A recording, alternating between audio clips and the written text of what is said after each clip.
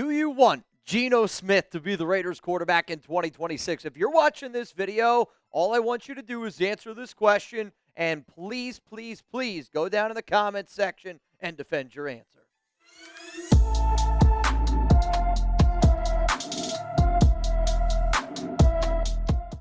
Raider Nation, what's going on? It's Mitchell Rettens here, host of the Raiders Report, and coming up on today's show, major Raiders rumors on Geno Smith from ESPN. And the reason why I want to be able to sit up here and talk about this is because in an article released by ESPN, they do not think that Geno Smith is going to be returning to the Las Vegas Raiders in the year of 2026. Now, again, this is simply just a rumor, but ESPN obviously has sources and people who put a lot of their content together. When you write something that Smith returning would be a surprise, guess what? It's going to catch my eyes. It's exactly why we're here to talk about it. Geno Smith does have 2 years left on his contract. $26 million next season is his base. $27 million is his base, or $39 million is his base in 2027. But with these years, it's $0 million guaranteed in 2027, and there's some money that the Raiders would have to pay in the year of 2026. But this is what ESPN had to say. It would be a surprise if Smith made it to a second season with the Raiders as the starting quarterback. But there are explanations that can be made for his struggles. Smith has... sorry, I lost my spot. Smith hasn't had a healthy Brock Bowers for most of the season, and is no surprise that his two best games have come when the team's franchise tight end was healthy against the Patriots and the Jaguars. I totally agree with that statement, and it's something that I said multiple times of you could see that Geno Smith was better week 1 against New England, week 9 against Jacksonville. This past week against Denver wasn't good. I'm not going to sit up here and say that it was, but then also when you see the way that the game was called, like I expected that Brock Bowers was going to be double-teamed a shit ton in that game against Denver. And the fact that he wasn't, and he wasn't double-teamed really even at all, I think it's just really, really frustrating because that tells me that that's a Chip Kelly problem and not just a Geno Smith problem. But ESPN outlines in this article multiple reasons why they don't think that Smith is going to be back with the silver and black. And the very first reason is the Raiders expected Geno to be better. I expected to have a better Geno Smith, right? Like I said up here on this show, and I said that he's a 14th best quarterback with top 10 upside. Quite frankly, I don't even know if you could say he's a top 30 quarterback the way that he's played this season, and ESPN agrees with me. Smith was expected to raise the Raiders' floor, and he hasn't lived up to the expectations. He can be one of the most accurate quarterbacks in the league when he's on his game, but that was always tempered by trying to fit throws into windows that weren't actually open. And it's the fact, right? Like Geno Smith has no doubt struggled this season being accurate, but I think also probably the biggest issue with Geno Smith this season has been his confidence. Like you can tell he's a quarterback that second guesses himself all the time. I literally just listened to Geno's press conference on Thursday, and he was talking about how he's just got to let it rip, how he's just got to sling it. I kind of want that to happen. The other thing that scares me, though, is when Geno Smith just goes out there and he lets it rip this season, he has a tendency to throw it to the other team. But if we can get the Geno I expected, then I do think that we're going to at least get this thing going in the right direction. But if we don't get at least a decent Geno Smith, I don't know how the hell you sell the idea on bringing that guy back here to this organization. Let's go to the next reason why he's not going to return to the Raiders, according to ESPN. Too many negative plays. And I can't believe how many times Geno Smith does something, and you're just like, what on earth am I looking at here, dude? And Smith has made too many ill-advised passes this season, leading to a league worst 4.5% interception rate. When you consider that Smith is taking sacks more than 9% of the time, there are too many negative plays for this Raiders offense to survive, let alone thrive. And you're 100% right, ESPN. It's really difficult to be able to move the football on a consistent basis when your quarterback is consistently turning the ball over, isn't seeing the field well, and he isn't trusting himself. Now, yes, this offensive line is not good. Yeah, the skill position players, when not fully healthy, haven't been good this season. We've had some changing pieces. Chip Kelly deserves blame. There's a lot of guys that deserve blame. But also at the end of the day, you traded for him, and you gave him a brand new contract before he proved anything. Because you were an organization that did that, I don't really want to hear excuses. And, Gino, you put it on your Instagram literally the other day. No excuses. You wouldn't let me or anybody else comment on it. And that's where I'm at this point. There's no more excuses. Your job is to play quarterback for the Raiders. Your job is to do it well. And if you don't do it well, quite frankly, I don't even see how you expect to be back next season. But we got a big game on Monday Night Football. And I've been telling y'all all week long, we're going to do our best to keep you guys up to date with our Week 11 sub battle. We are a little bit behind the Cowboys report, but I have a lot of confidence in y'all. If you hate the Cowboys, or if you just love competition and you're like, you know what, we might not be able to beat Dallas on the field on Monday, but if we have a way to be able to beat Dallas fans, I'm always about it. Make sure you're subscribed. Make sure you're ready to go for our watch party, Monday Night Football. It's going to be electric. Let's go to the next reason here. Why ESPN doesn't think Geno Smith is going to return in the year of 2026. Unfortunately, this looks to be a downward trend for one of the most unexpected stories of the past few NFL seasons. Smith has become worse across each subsequent season after taking over as the Seahawks starter. Though he had the 7th highest total QBR in 2022. That dropped to 14th in 2023, 21st in 2024, and now 31st in 2025. Smith could always turn things around in a better situation, but it's tough to imagine another team clearing a path for him at 35 years old to be its unquestioned quarterback one. And when you look at these numbers, I mean, you could clearly see it is not trending in the direction we are hoping. And sometimes, you know, when you get tape on a guy and you can learn what he does well and what he doesn't do well, you can scheme for it. And I haven't watched every single Geno Smith game from 2022, 2023, 2024. I have obviously watched a ton of tape on those, but me being the Raiders fan that I am, and I've seen the games this season, teams know exactly what Geno likes to do. And I think it's a really easy example of, you look at that week 1 game of how well we were able to stretch the ball down the field. Now teams are literally just forcing him to dink it and dunk it. They're taking away the deep ball. They're taking away, you know, what he does well. The problem is Geno isn't confident enough in himself to be able to distribute the football to all of our players. And, you know, when I watched that tape back a few years ago, he looked like a quarterback that could at least move, that could at least run a little bit with the football if need be. He is a statue back there in that pocket. And I don't know if he just didn't put in the right work ethic this offseason. I also know, like, I'm a 33-year-old guy, and I know I'm not 34, but I'll tell you this, every year I get older, man, my knees hurt a little bit more. I feel a little bit older, and I really do look, and I think when I watch Geno Smith's tape from last year to this season, it actually looks like a quarterback that has lost it, that, like, that the cliff has already happened. You know, the cliff that you typically see in a quarterback when they're, like, 40 years old. Remember Peyton Manning that one year? Yeah, they ended up winning the Super Bowl, but you clearly saw that break off. You know, a guy like Matt Ryan clearly saw that break off. Phillip Rivers clearly saw that break off. Ben Roethlisberger clearly saw it.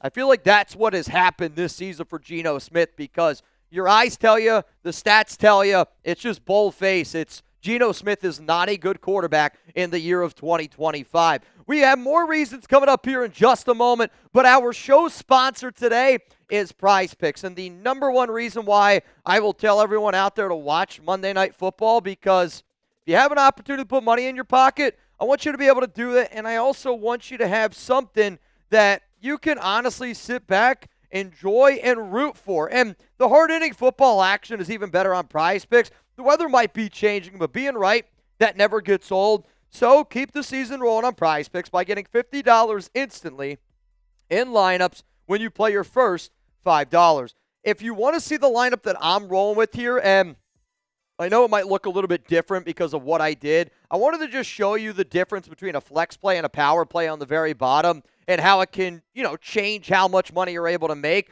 Ashton Genty, Brock Bowers, Geno Smith. I'm sorry, I'm taking the less on all things Raiders this week. Then George Pickens, give me the more, because I think he's going to be the one matched up against Isaiah Paul-Mal, matched up against Kai Blue Kelly, Darian Porter. I will admit, if they put CeeDee Lamb or if they put Eric Stokes on Pickens, that might change my confidence level in the more, but I still think I would end up going with more nonetheless. If you want to roll with that lineup, then join millions of users and sign up for America's #1 fantasy sports app out there. It's Prize Picks. Download the Prize Picks app today. Use code CLNS to get $50 in lineups after you play your first $5 lineup. That's code CLNS to get $50 in lineups after you play your first $5 lineup. Prize Picks, it's good to be right. Let's go to the next reason here of why ESPN doesn't think Geno's going to return. He could be benched, and I would be still surprised if he's benched because of his relationship with Pete Carroll, but at the same time,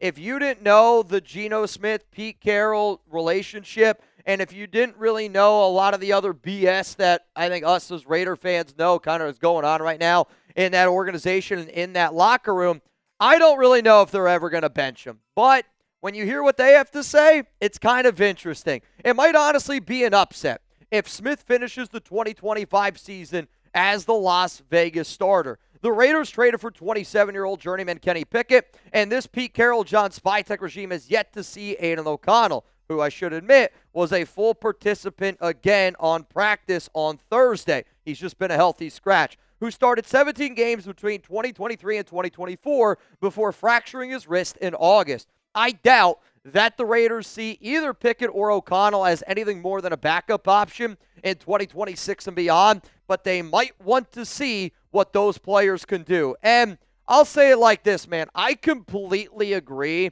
with what ESPN is saying here because I don't look at Kenny Pickett as being a full-term option. I don't look at Aiden O'Connell being a full-term option. You know, Cam Miller's on the practice squad. I know a bunch of y'all love Cam, but it's probably not good for Cam to go out on the field behind this offensive line. It's only going to hurt his development. But also, like, we have so many questions that we have as Raider fans. We have so many questions as a football team, as an organization. And I know this, that Geno Smith has not done a good job with Chip Kelly. And if you want to find out other answers, like, does Aiden O'Connell look better during the regular season with Chip? Does Kenny Pickett look better in the regular season with Chip? Like, if Kenny Pickett's bad, if Aiden O'Connell was as bad as what he was in the preseason, and Geno Smith was really bad, you know, you might be able to sell the fact of that it's an offensive coordinator problem. Now, I know Geno Smith at the podium, you know, today, again, when I'm making this video, said that him and Chip are good, that he likes a lot of the plays that Chip's calling. It's one of those situations like, what exactly do you expect your quarterback to say? I expect my quarterback to say the truth. And I expect people to say exactly what is on their mind. Because the moment you don't do that, you're wasting my time and you're wasting literally everybody's time that watches those press conferences. Because with all due respect, and I know the Raiders media team, there's a lot of people that go into those press conferences. They are really, truly, truly just a waste of time. So who's with me here? If you want the Raiders to bench Geno Smith, they're going to start him this week against the Dallas Cowboys. He's going to be the Monday Night Football starter. This is not a let's bench him now before Monday night because at this point it's way too late to do it.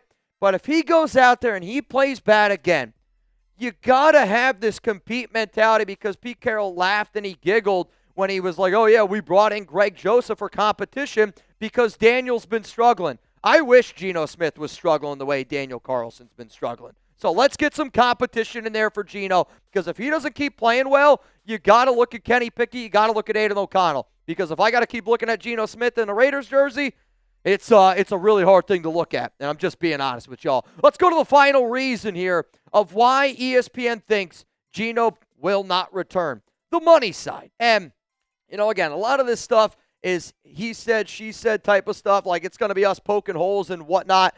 But a big, big part of it, and a lot of times a big part of it, is the money side. And, you know, the Raiders, they're already on the hook for $18.5 million of what Smith is owed next year, a number he won't top if he's released and hits free agency. That might as well be sunk cost for what it took to acquire Smith and pay him in 2025, which will turn out to be a one-year starter at $58.5 million. Let me just... Oh, my God. $58.5 million. For that? For that? Holy shit. I'm going to try to refrain myself from absolutely blowing my gasket. But it's the truth, right? The Raiders have already paid Geno, and if you want to move on from him, you're absolutely going to be able to do it. The biggest reason why I actually don't think that the Raiders are going to move on from Geno is because of the money you've already paid him. So, coming up here next, I'm going to show you a question around what ESPN is saying in regards to the Raiders, in regards to Geno Smith. and it's what I honestly think is going to happen with the Raiders and with Geno in 2026. I think he's going to be on this team next season. ESPN is a little up in the air about it, but when you see the end of the show, I think you're also going to go, yeah, I think Geno Smith is going to be on this team next year. Now, again, we got a big-time Monday night game. 2-7 Raiders, 3-5-1 Dallas Cowboys. I've been getting heckled down here in Dallas. Actually, my Uber driver today when I was going to the gym, true story, watched Tom Downey, watched our Cowboys Report show, was talking all this smack to me because I had a Raiders tattoo. He obviously saw it. And I told that guy, I'm like, yo, you better pull up to our Monday Night Football game. He said he's going to bring it. My question is, are you going to bring it? I hope that y'all bring it. I hope you're ready to go. And I'll say this, if we lose to the Cowboys Report, I got to wear a Cowboys cheerleader outfit. I know some of y'all probably want to see me in that. Nabman's on. You know what I'm talking about? But I don't want to have to wear that thing on Tuesday when I'm here at work. So please show up, show out. Let's just at least beat the Cowboys Report. Let's go to the final thing here, though, from ESPN on Geno Smith. The question for the Raiders is whether they'd want to pay an additional $8 million to keep Smith as their backup in 2026. He was already a well-established and respected backup before getting his opportunity to replace Russell Wilson in Seattle. And Smith could probably expect to land a contract in that price range if he hit free agency to serve as a backup or potential bridge starter to a young quarterback somewhere else. The Raiders probably would be interested in someone like Smith if they had to draft a quarterback in 2026 anyway. So it wouldn't be too foolish to just pay the additional $8 million and hold on to the guy they already know. And, you know, I think if you're the Raiders, like, that's probably going to be what happens. I would imagine the Raiders pay that $8 million for Geno Smith, and he's on this roster. The way, though, that I would handle the whole Geno Smith situation is I would do it exactly kind of like what the Giants just did, where you had Russell Wilson, you drafted Jackson Dart.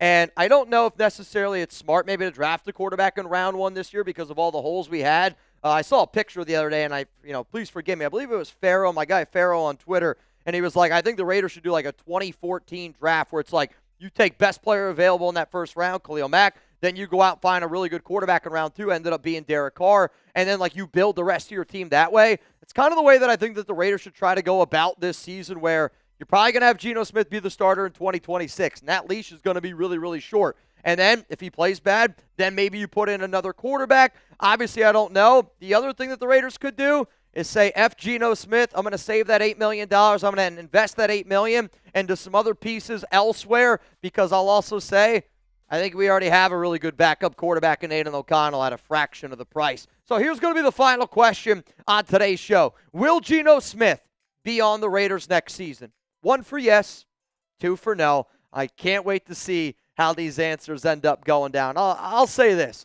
I know I've already given my 2 cents. I know I've already given my opinion on this. I do really think that Geno Smith is going to be on this team. And I say that from if you want the Raiders to draft a quarterback, and the way that I would want the team to do it, you would want that young quarterback to be able to learn from somebody that knows our head coach well. That's a whole nother conversation and probably a whole nother video. But even though ESPN doesn't think Geno's going to be back next season, I have that gut feeling that he is, and I think he's going to come back because of Pete Carroll.